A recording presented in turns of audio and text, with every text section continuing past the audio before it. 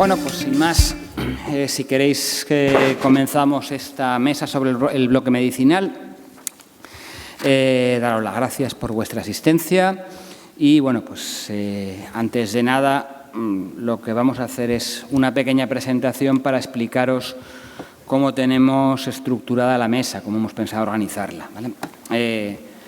Ese es el bloque medicinal, entonces lo que vamos a hacer es simplemente una presentación de las personas que nos acompañan y explicaros un poquito por qué hemos decidido que sean estas personas en concreto. Y yo daré un par de notas por centrar el tema sobre centrar el tema del cannabis terapéutico y dos aspectos así que yo creo que son importantes que han surgido en el último año. La idea del el World Cannabis Conference, yo creo que una de las cuestiones positivas es que son unas conferencias con un enfoque muy multidisciplinar.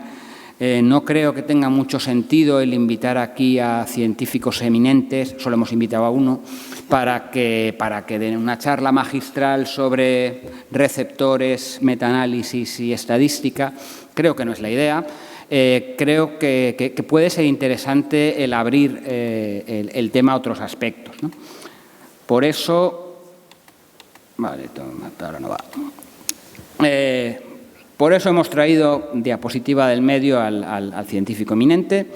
Hemos traído también, el científico es José Martínez Orgado, que es neonatólogo del Hospital Clínico Madrid, en Madrid, el Servicio Madrileño de Salud, que bueno, pues es una persona con gran cantidad de publicaciones y con un bagaje importante de investigación en lo que tiene que ver con el cannabis terapéutico y que yo creo que nos va a ilustrar sobre todo sobre los aspectos un poco más médicos, técnicos, científicos, ¿no? Pero además yo quería que en esta mesa hubiera una abogada en este caso.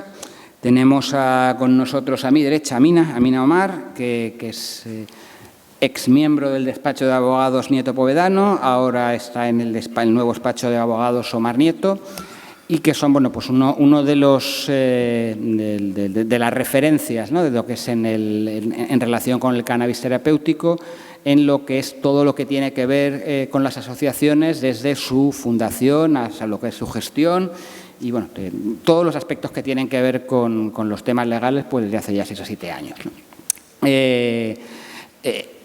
El cannabis, cuando hablamos de cannabis terapéutico, no estamos hablando de antidepresivos, estamos hablando de antibióticos. El cannabis tiene unos aspectos y el cannabis terapéutico tiene algunas cuestiones que ver con la ley, porque el cannabis es una droga ilegal, y nos parecía interesante el analizar un poquito esta perspectiva, ¿no? Y finalmente a mi derecha también está Iván Fornís, que es biólogo, es miembro de Energy Control, una ONG en la que trabaja en reducción de riesgos, sobre todo de drogas en relación con uso recreativo. Es también cabeza pensante y líder del servicio de análisis de Energy Control, en el cual se analizan sustancias que fundamentalmente van destinadas al uso recreativo, pero ya desde hace unos años, ¿desde hace cuántos? ¿5 o 6? ¿Cuántos años tenemos el cannabis? Desde el 2011. Pues 4 o 5 años. Analizan también cannabis. Van a publicar ahora los resultados de análisis de muestras de cannabis y ya que muchos pacientes tienen que recurrir a la planta del cannabis con fines medicinales, nos parecía interesante el que él nos explicara los resultados y las técnicas de análisis que utilizan y sobre todo su relación con el uso terapéutico. En principio no me queda así mucho más, ¿no?, aparte de presentar. Solo quiero enfocar el tema, y enfocar el tema consiste en recordar cosas que yo creo que ya hemos comentado muchas veces, ¿no?, y que los que hayáis venido aquí ya sabréis de qué hablamos, que todos los vertebrados del universo tenemos un sistema de receptores y de ligandos que actúan en unos sitios específicos y que ahí se unen tanto los cannabinoides de la planta como cannabinoides artificiales sintéticos que se puedan crear o que se puedan generar. Y esta diapositiva que veis aquí es la base biológica, lo que explica el que la planta del cannabis o los fármacos que se derivan de la planta del cannabis tengan una serie de efectos médicos, biológicos, que puedan ser útiles en medicina, ¿no? El saber que existen una serie de indicaciones, y no voy a extenderme en esto, ¿no?, pero que la ciencia sabe de forma certera, porque hay suficientes estudios, de que el cannabis y los cannabinoides, en estas 4 indicaciones que veis aquí, náuseas de quimioterapia, síndrome de caquexia asociado al SIDA, esclerosis múltiple y algunos tipos de dolor, de forma rotunda está demostrado que los cannabinoides son eficaces. No son ni la única ni la mejor necesariamente, pero esto desde un punto de vista científico es indiscutible, ¿no? Y que existen otra serie de enfermedades, de las cuales yo creo que nos hablarán cositas un poquito más adelante, en las cuales el cannabis o los cannabinoides pueden tener alguna indicación que se está estudiando y que en otros casos es difícil de estudiar, pues por las condiciones legales de la planta, ¿no? Y luego tenemos el magufismo canábico, ¿no? Esta frase es épica, de un señor que se llama Gonzalo Robles, que fue delegado del Gobierno del Plan Nacional sobre Drogas, y que decía estas cosas, ¿no? Que un porro no es terapéutico ni siquiera para un enfermo terminal. Dice, creo que es un mal ejemplo, el hecho de que un paciente que está a punto de morir se encuentre mejor psicológicamente por fumarse un porro no es algo médico, no hay nada que demuestre que eso le alarga la vida. Ole tu cojones, perdón la expresión, es decir, pero este es parte del entramado legal en el que nos movemos y que tiene que ver con el cannabis terapéutico, ¿no? Como también tiene que ver, a mí es que me gusta repartir para todos lados, el creer en el uso, el cannabis tiene usos terapéuticos, pero no vale para todo. Es decir, ¿no? En otras ocasiones hay gente que dice que no vale absolutamente para nada con este tipo de razonamiento tonto que hemos visto y, por otro lado, pues podemos leer cosas como que los lubricantes de marihuana que dan 15 minutos de orgasmos, qué maravilla, supositorios vaginales sin ninguna utilidad demostrada, el cannabis cura el cáncer, salte de lo convencional con medicina para asmáticos. Es decir, reconocer que el cannabis tiene utilidades implica que no es una panacea para todo, ¿no? Y, por terminar, por traer 2 aspectos de actualidad a la hora de abrir la mesa, os quería traer 2 novedades, 2 cuestiones que son importantes. Una, el cannabidiol, el CBD, como nueva diana terapéutica. Hasta ahora se ha hablado mucho del THC y su utilidad. El CBD se está investigando para muchas cuestiones. Las epilepsias infantiles son un modelo muy importante en el cual hay un fármaco que en este momento se está probando y que tiene resultados prometedores. Y para terminar, otro aspecto del que quería hablar, porque muchas veces se hablan muchas cosas sobre cannabis en prensa, que son tonterías, y cosas que son realmente revolucionarias pasan desapercibidas, ¿no? Voy a hablar un minuto de la manipulación genética del cannabis, ¿no? Bueno, pues salen noticias tontas como esta, de un señor que dice que las plantas se abonan con setas alucinógenas y con productos químicos para conseguir más THC, ¿vale? O la historia paranoica sobre la conspiración entre Monsanto y Soros para crear una marihuana transgénica. Todo esto es falso, si queréis lo discutimos luego, pero es una falsedad.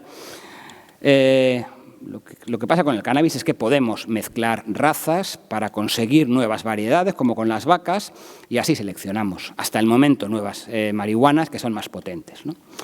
Pero sí que es cierto que el genoma del cannabis es público desde el año 2004, está en Internet, está accesible y sabéis que la ingeniería genética consiste en coger un gen de una planta y meterlo en otro animal o en otro para conseguir productos. Las anteriores para ir para atrás, no sé si aquí, esto, perdón. Aquí tenemos ejemplos, ¿no? Unos ratones a los cuales le metemos un gen para que sean fluorescentes o cómo la insulina u otros fármacos se pueden sintetizar a través de ingeniería genética. Pues bien, para mí la noticia más importante que se ha producido en este año sobre el cannabis son estas 2. Se ha conseguido introducir en levaduras genes de la planta del opio para poder, a través de una levadura manipulada genéticamente, sintetizar codeína, morfina u otros opiáceos. Esto ya es realidad y con respecto al cannabis estamos a punto de conseguirlo, estamos en las fases finales. Es decir, el cómo a partir de levadura alimentada con azúcar vamos a conseguir opioides y cannabinoides, que es algo que se ha publicado en este año, aquí sí que por ingeniería genética, pues creo que es uno de los conceptos así importantes que tienen que ver con el cannabis y una novedad este año que en prensa en general ha pasado desapercibida. Yo había dicho que iba a ser breve, pero ya me he comido 10 minutos. Nuestra idea es que hagamos intervenciones de 20 minutitos o así, para que luego podamos tener un buen rato para debatir, discutir, criticar y opinar, que creo que es lo verdaderamente importante. Así que, sin más, cedo la palabra. Pepe.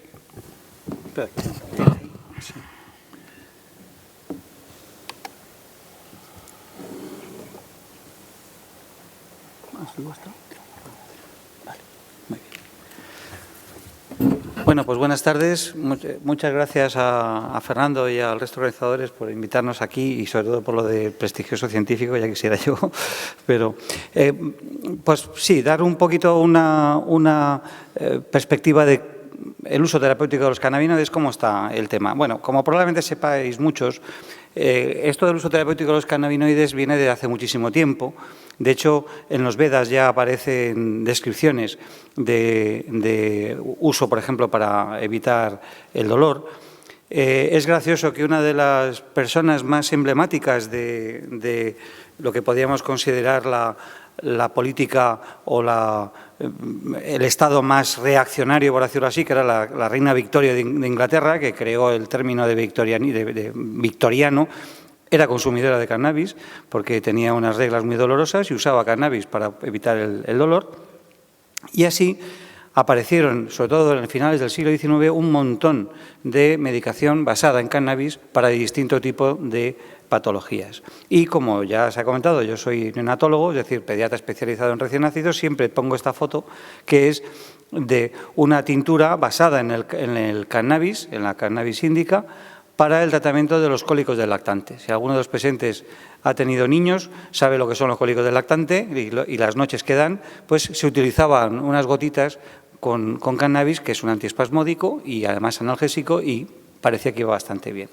Luego, por las razones bastante conocidas, pero no del todo entendidas, todo esto desapareció y el cannabis o los cannabinoides dejaron de utilizarse de una forma generalizada para su uso terapéutico, hasta que después de las investigaciones de Meshulam y en adelante se está empezando otra vez a desarrollar estudios en este sentido. ¿Por qué son los cannabinoides buenos para ser utilizados terapéuticamente? Pues aquí están un poco en grandes rasgos sobre qué actúan los cannabinoides y por qué eso les hace tan útiles teóricamente para ser utilizados como medicamentos. Por un lado, como ya se ha comentado, son los que controlan.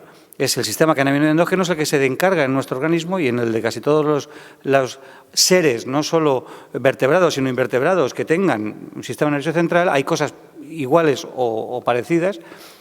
Controla la transmisión sináptica, es decir, la conexión entre neuronas y neuronas o entre las neuronas y los músculos, con lo cual muchas cosas que tienen que ver con el funcionamiento del sistema nervioso o con el funcionamiento de los músculos pueden ser manipulados o pueden ser controlados con cannabinoides. Además, liberan o digamos que modulan también la liberación de otras cosas, no solo de neurotransmisores entre neurona y neurona, entre neurona y músculo, sino cosas que liberan otras células, que son las células inflamatorias.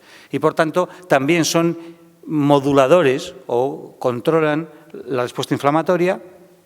Por su estructura química, casi todos ellos son potentes antioxidantes. Además, también porque intervienen en muchos sistemas de funcionamiento de las células, gobiernan o ayudan a gobernar muchas de las actividades celulares, por ejemplo, el movimiento y, por ejemplo, la proliferación. Eso es una de las bases de la inmunidad, las células inmunitarias se mueven y proliferan, y también eso hace que sean muy interesantes, por ejemplo, para el tratamiento de cánceres, porque controlan también o pueden controlar ese tipo de respuestas. Pues bien, este interés ha hecho que realmente lo de la investigación en el uso terapéutico de los cannabinoides es algo que está en auténtica explosión.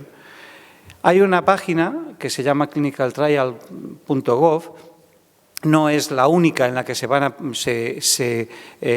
presentan ensayos clínicos en marcha o terminados, pero sí es una de las más importantes.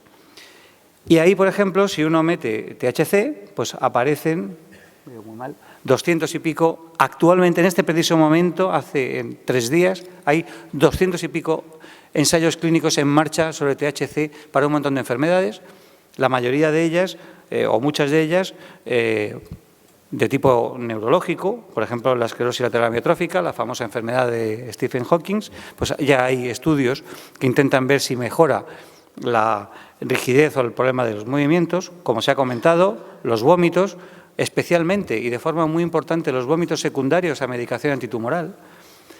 Los problemas de alimentación, es bien conocido el efecto de los cannabinoides sobre el apetito.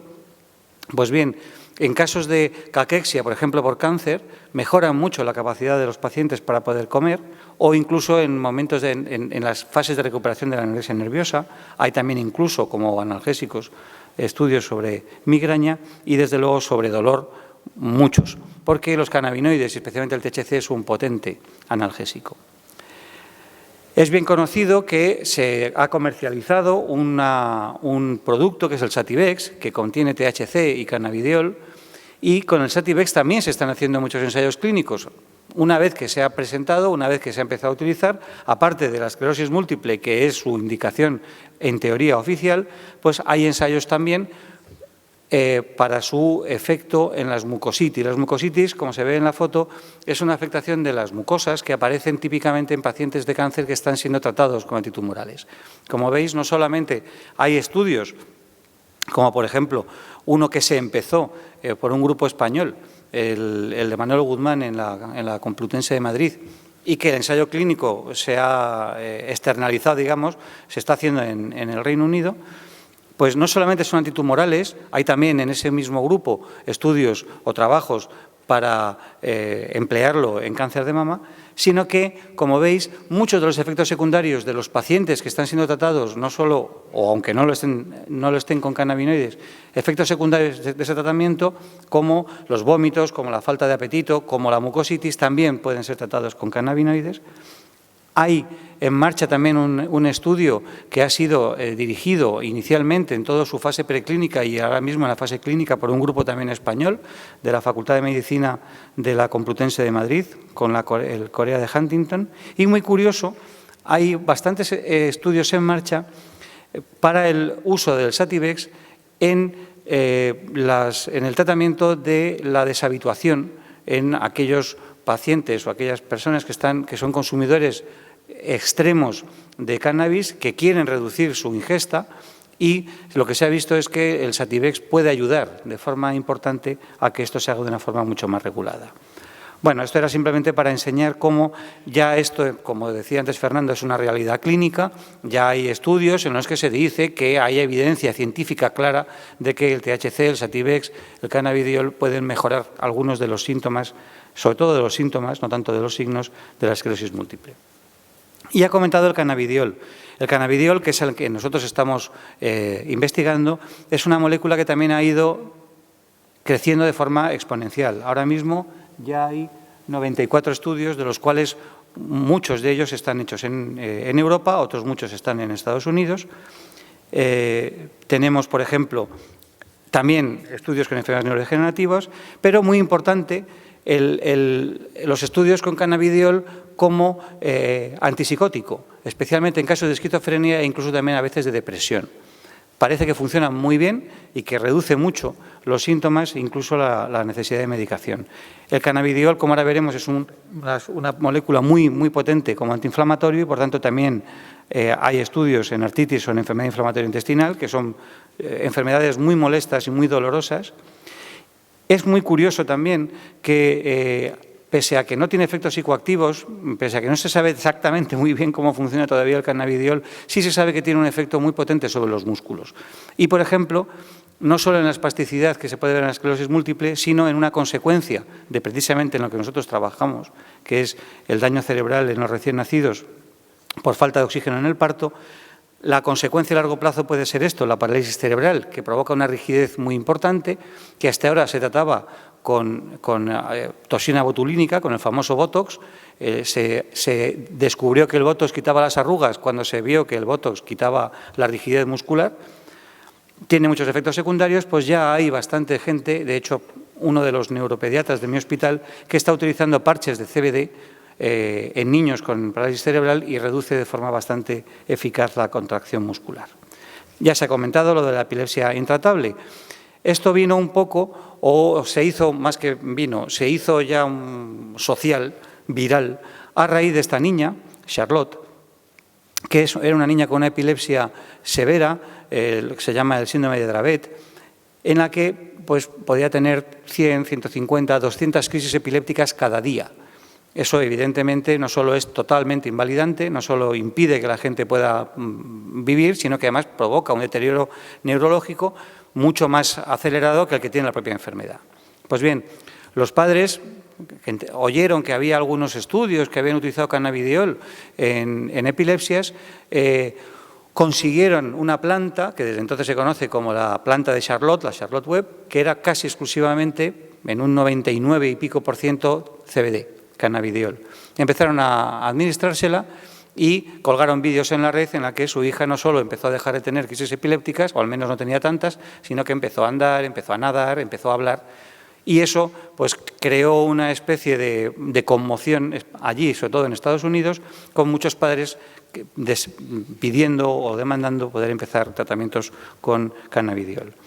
Ya incluso se llegó a presentar en algunas publicaciones estos efectos, en los que pues, hay casos tan dramáticos, no sé si se ve muy bien, pero vamos, niños con 500 crisis semanales que pasaban a tener 1 o 2 a la semana. Eso es tan absolutamente espectacular que se empezó a hacer, como también se ha comentado, ya un ensayo clínico con un medicamento que es el Epidiolex, que tiene una cantidad ya conocida de CBD, que está en marcha y que desde luego los resultados preliminares, según los van presentando, son muy prometedores.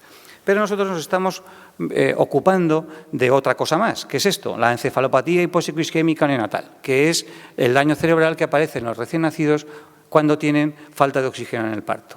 Esta es una cosa bastante frecuente, afecta a 2 o 9 de cada 1000 recién nacidos.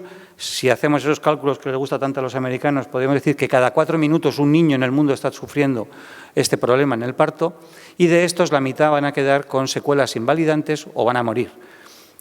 Se calcula que casi 1 millón de niños cada año muere por esto y casi otro millón va a quedar con secuelas permanentes que le van a invalidar para toda su vida.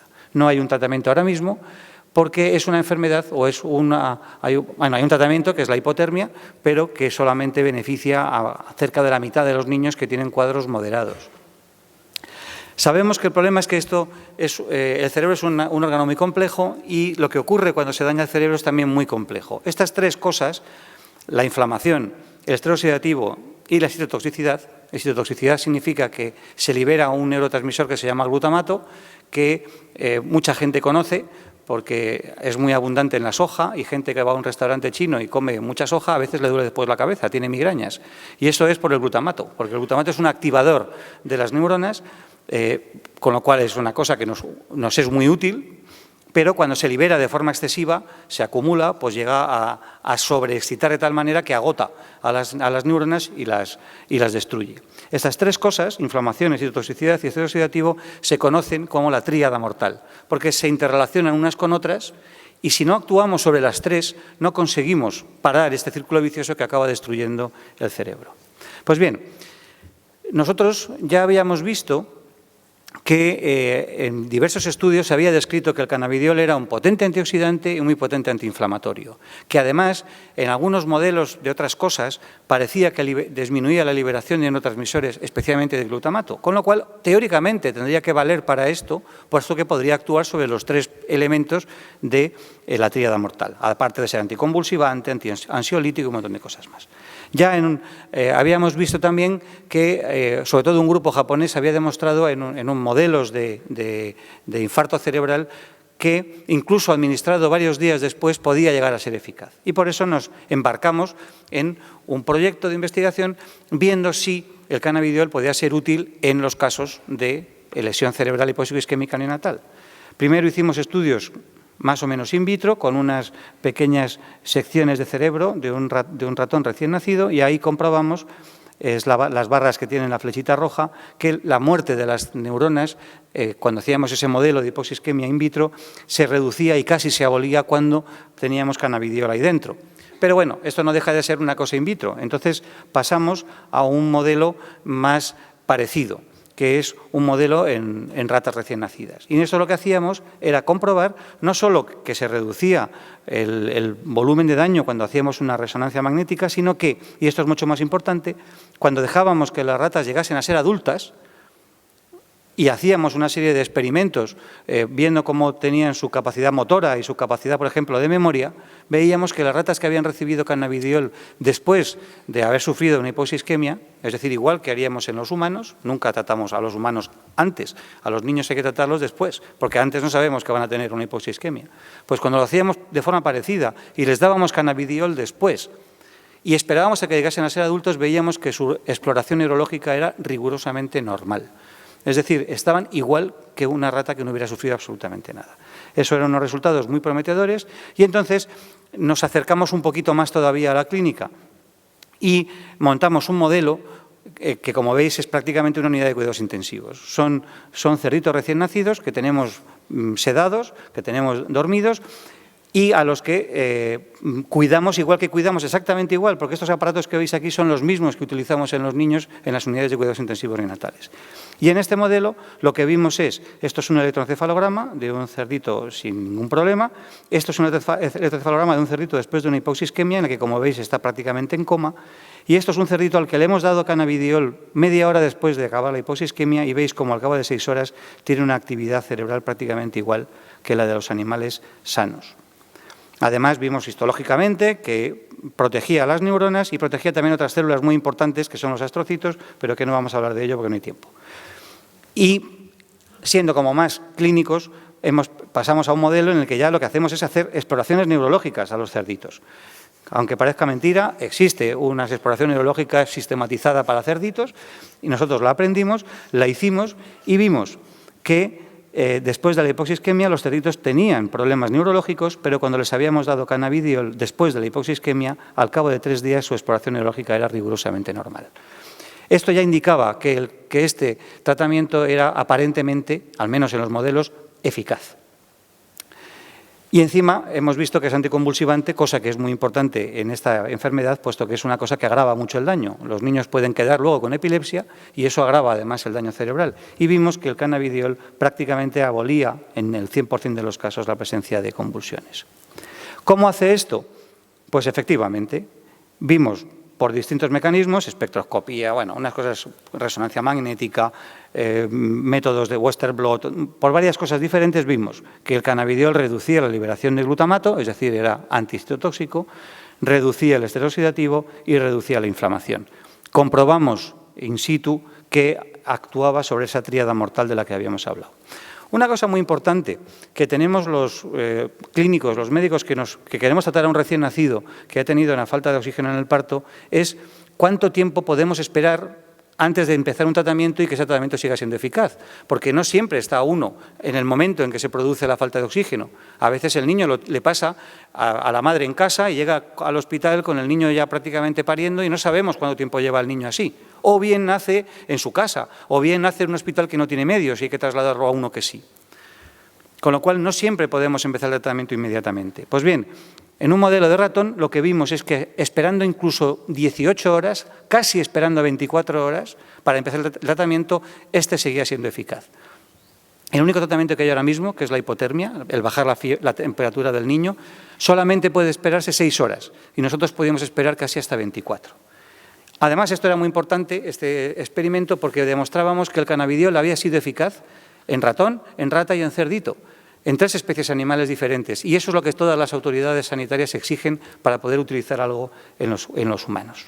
Y además vimos que no solo no tenía efectos secundarios, por ejemplo, estos son ratitas recién nacidas a las que se les daba cannabidiol, esperábamos un mes a que fueran adultas y veíamos que su exploración neurológica era rigurosamente normal y su cerebro era normal.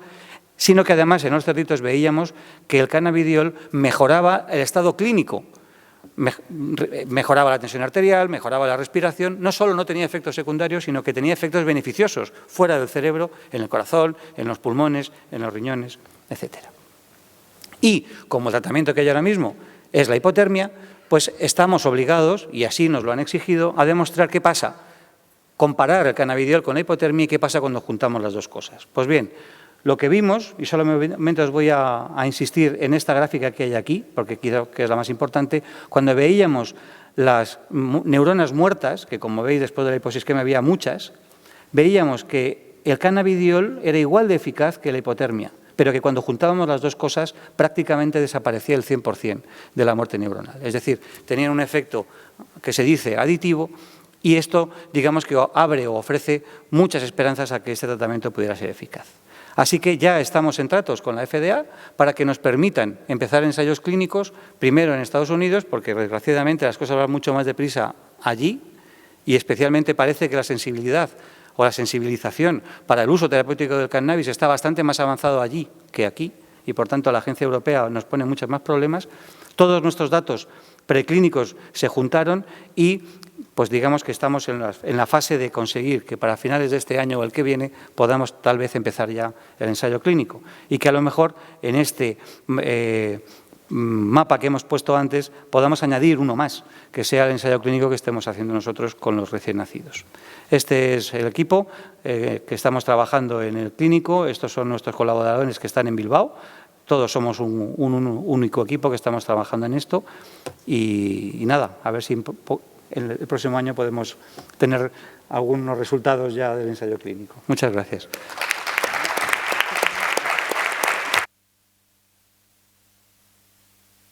Gracias. Comprenderán que no he exagerado cuando dije lo de científico brillante, así que sin más damos paso a Iván para que nos cuente todo el tema de análisis de cannabis y su relación con el uso terapéutico.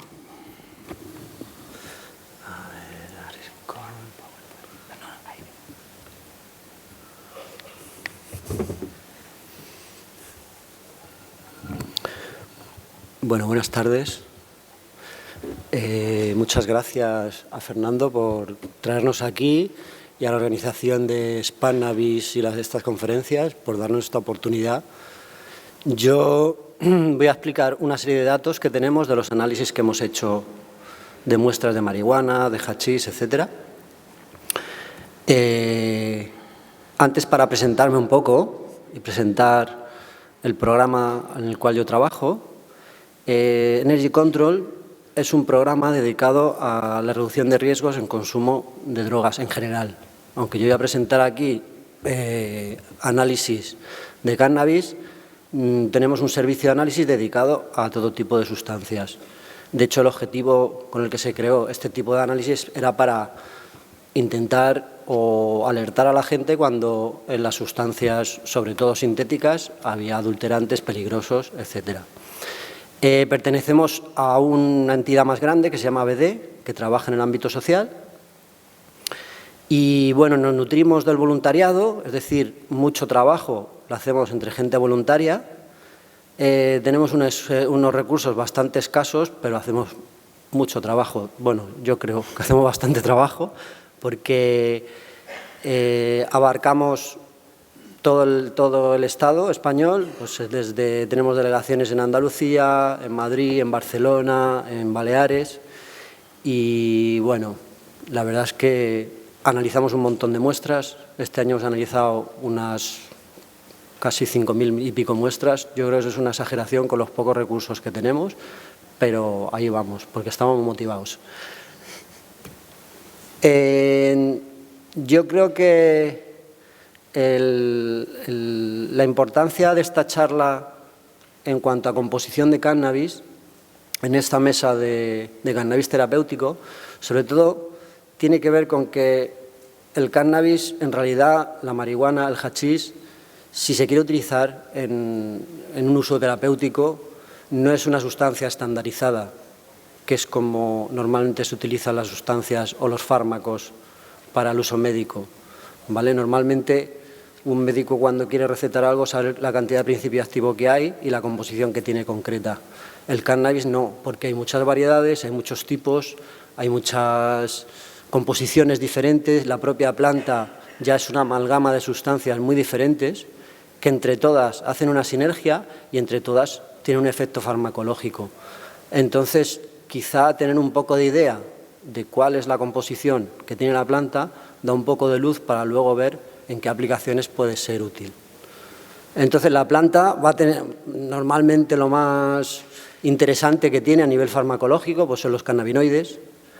Hay también sustancias terpenoides que quizá tengan un efecto farmacológico y todavía no está bien estudiado. Hay flavonoides, fenoles, esteroides, lactonas.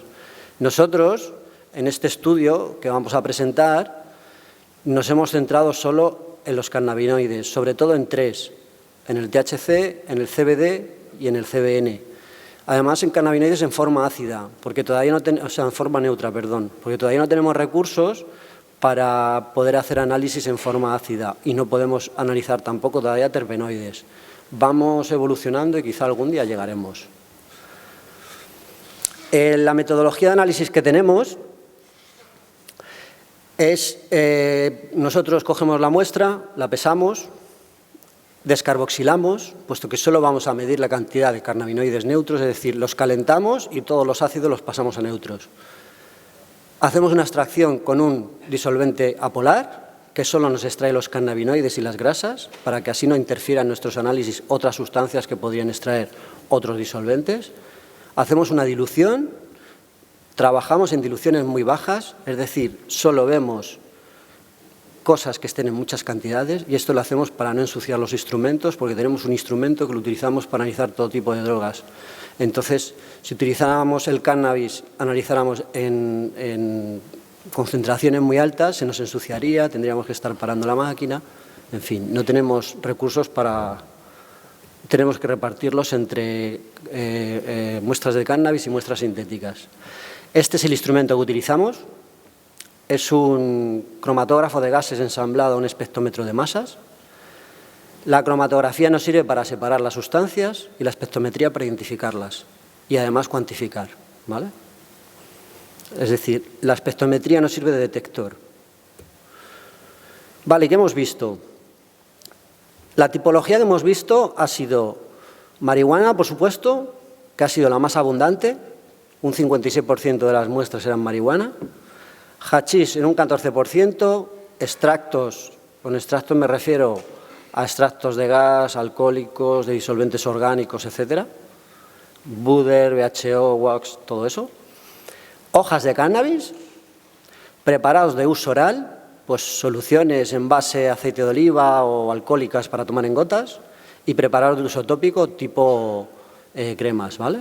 Hojas de cannabis es un 10%, preparados orales un 7% y preparados de uso tópico un 1%, muy pocas muestras. ¿Qué hemos visto en la marihuana? La marihuana, el primer cannabinoide y el más abundante que hemos analizado es el THC.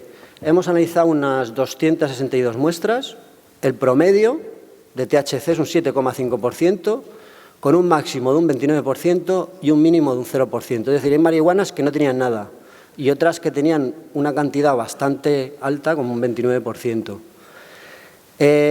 Un poco para visualizar cuáles son las abundancias de cada composición, lo hemos dividido en rangos. El rango más abundante es entre el 5 y el 10%, pero aquí lo más importante es que la gran mayoría, el 94% de las marihuanas, no superan el 15% de THC, que podríamos decir que ya sería una cantidad muy alta a nivel de efectos psicoactivos.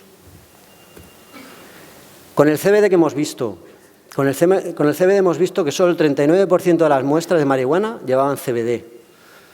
El promedio de CBD era un 5,4%, bastante más bajo que el THC, con un máximo de un 11% y un mínimo de un 0,8% de las muestras que llevaban CBD. Los rangos más abundantes, el más abundante ha sido un rango bajo de entre un 0 a un 5%, seguido desde el 5 al 10%, ¿vale?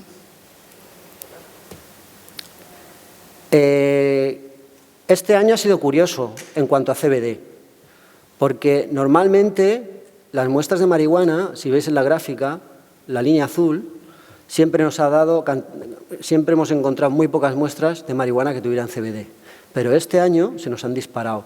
Si más o menos desde el 2011, que llevamos analizando cannabis, teníamos un 10% de las muestras con CBD, este año nos ha subido casi al 40%. Curiosamente, con el hachís nos ha pasado lo contrario. El hachís, casi todas las muestras llevan CBD, un 80%, y este año han bajado un poquito, un 72%. Estos son fenómenos de mercado que luego se pueden discutir. Otra cosa importante que hemos querido destacar es, aunque lleven CBD, las muestras de marihuana, ¿qué proporción hay entre CBD y THC? Porque creemos que es importante saber la proporción, pues si llevan muy poco CBD a lo mejor no interfieren los efectos.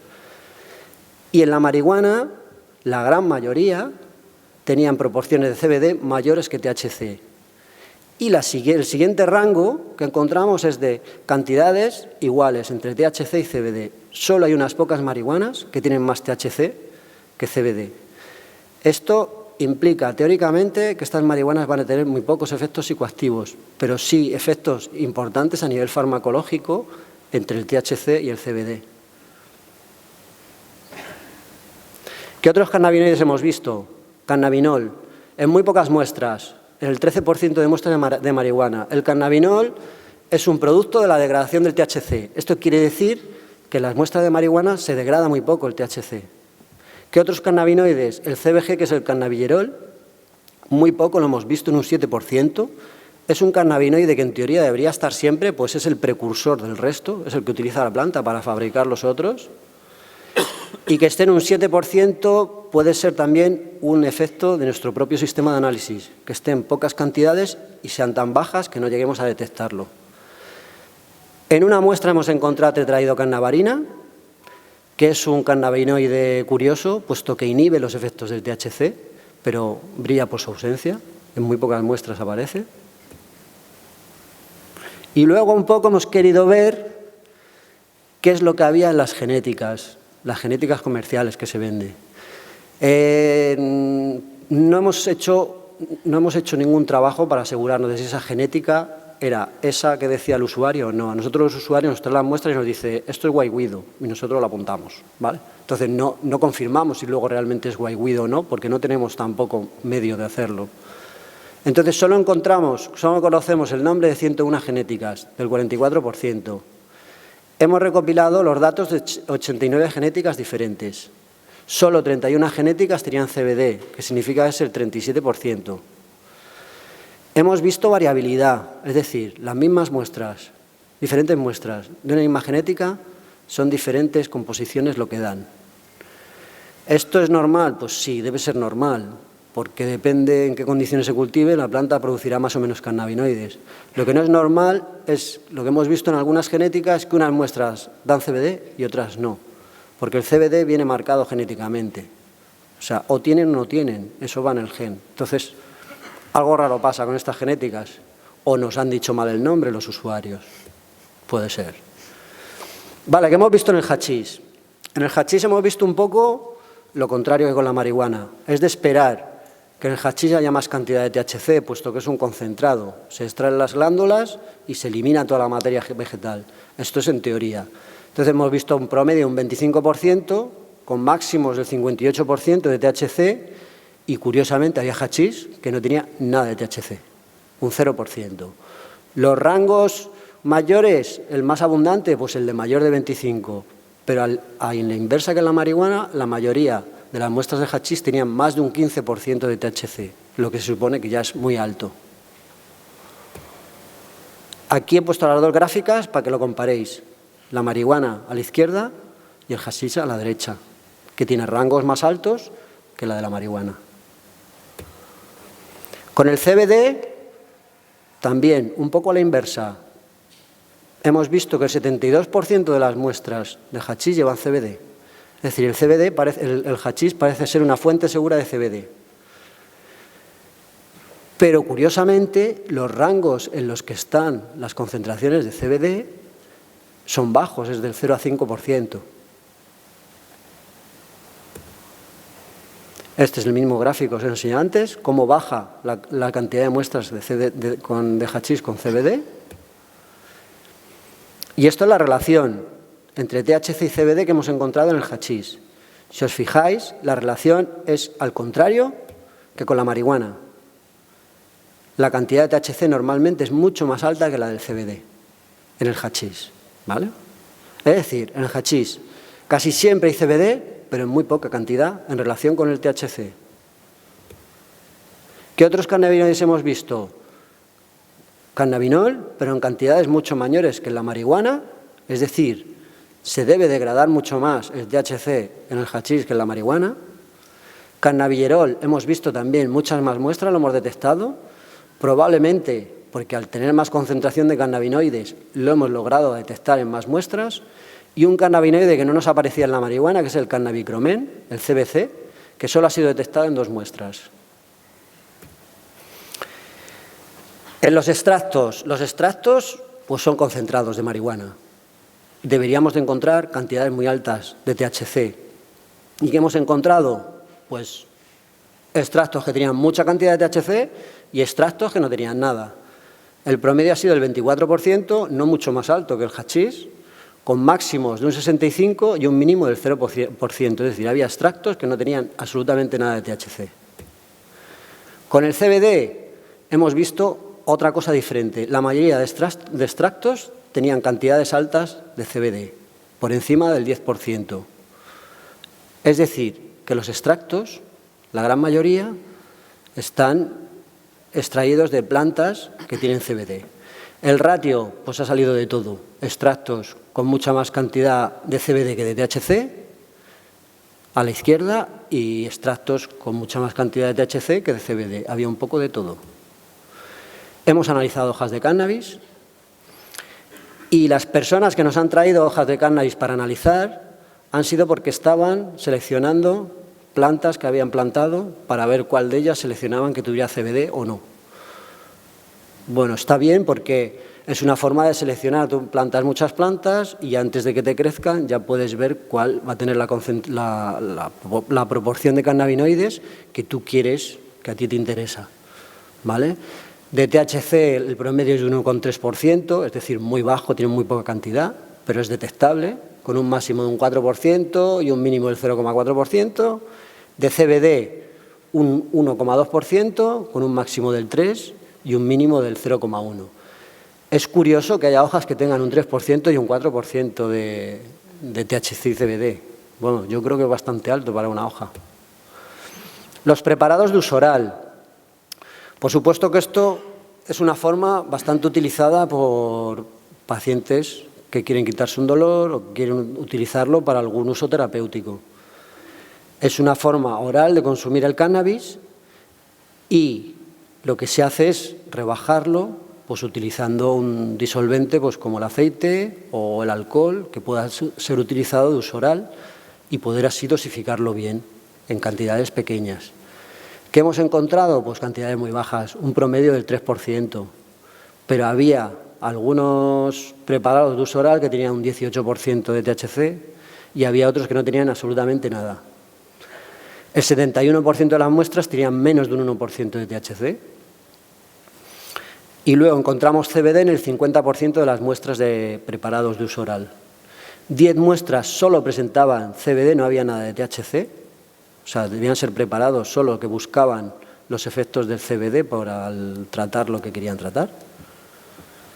Y luego el promedio ha sido un 4%, bastante más alto que el THC, con un máximo de un 14% y un mínimo del 0,5%. Y el 70% de las muestras de CBD estaba por encima del 1%. De preparados de uso tópico, solo hemos analizado 3 muestras. No da para hacer mucho estudio, pero bueno, las pongo aquí porque es curioso, ¿no? Es una de las formas que se utilizan para tratar pues, cosas, dolores, afecciones de la piel, etc. Una muestra llevaba un 1% de CBD, otra un 2% y otra no llevaba THC y solo llevaba CBD. ¿Qué conclusiones sacamos? La primera es que la tipología más analizada es la marihuana, el 56%, seguida del hachís, un 14%, y los extractos concentrados, un 12%. Se han analizado hojas de cannabis, preparados de tipo oral y preparados tópicos. La mayoría de las muestras analizadas de marihuana, un 94%, no superan el 15% de THC. Es decir, no superan la concentración que podríamos considerar muy potente. Se detecta un incremento de las marihuanas con CBD respecto a otros años. Parece que el mercado está demandando genéticas con más presencia de CBD, aunque este se presenta en proporciones mayores que el THC. El THC en el hachís aparece generalmente en concentraciones mayores que en la marihuana. Generalmente es más potente y es esperable que provoque efectos más potentes que en la marihuana. La presencia de CBD es más frecuente en las muestras de hachís que en las de marihuana. No obstante, a diferencia de la marihuana, la cantidad de THC en el hachís es mayor que la del CBD. Los extractos concentrados, aun siendo la tipología más potente, presentan dos tendencias de concentración de THC. Unas están por encima del 15% y otras por debajo. Los más bajos parecen proceder del aprovechamiento de partes de la planta con poca cantidad de cannabinoides, de genéticas pobres en THC o procedentes de procesos de purificación, es decir, que hayan separado el THC del CBD, que también es posible. Es elevado el número de muestras de extracto que presentan más CBD que THC, parece que se busca una orientación de uso medicinal de este producto. El CBN, el cannabinol, aparece con más frecuencia en el hachís y en los extractos que en la marihuana, fenómeno que indica que en estas presentaciones la degradación del THC es mucho mayor y por lo tanto hay una pérdida de potencia. Los análisis de las hojas de cannabis aportan información interesante sobre las proporciones de cannabinoides que produce la planta. Esto es útil para seleccionar plantas y dejar crecer la más conveniente. Los preparados orales, soluciones de aceite o alcohólicas, en general son productos con niveles bajos de THC. Probablemente se esté buscando una dosificación más segura. Y por mi parte, es lo que quería contaros. Sí, una cosa, perdón. Una cosa que quería decir, que antes el doctor había presentado el caso de una niña, Charlotte, y se sacó una marihuana muy rica en CBD, en nombre de esta niña, que se llama Charlotte's Web. Hemos analizado una muestra de esta planta y nos ha dado un 2% de THC y un 6% de CBD. O sea, tiene una relación de 1-2. ¿De acuerdo? 1-3, bueno, 1-3. Sí, 1-3, es verdad. Muy bien.